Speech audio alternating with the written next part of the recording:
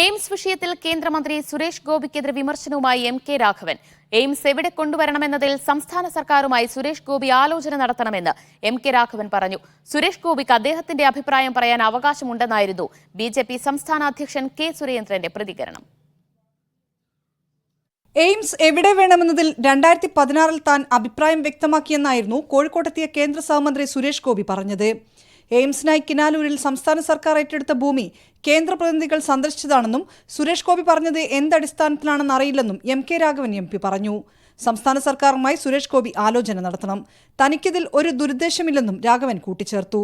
Government ഉദ്യോഗസ്ഥന്മാർ അവിടെ വന്നു, സ്ഥലം പരിശോധിച്ചു, അവർ സാറ്റിസ്ഫൈഡ് ആണ്, എല്ലാ റിപ്പോർട്ടും കൊടുത്തു കഴിഞ്ഞു.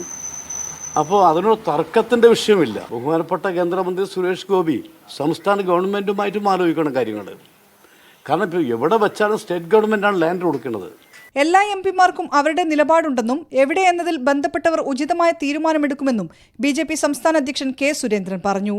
രാഘവൻ നടത്തുന്നത് രാഷ്ട്രീയ കളിയാണെന്നും സുരേന്ദ്രൻ ആരോപിച്ചു. അവ്യക്തതയും വേണ്ട. എയിംസിനെ സംബന്ധിച്ച് ഇപ്പോൾ എം.കെ. രാഘവൻ നടത്തുന്നത് ഒരു തനി രാഷ്ട്രീയ കളിയാണ്.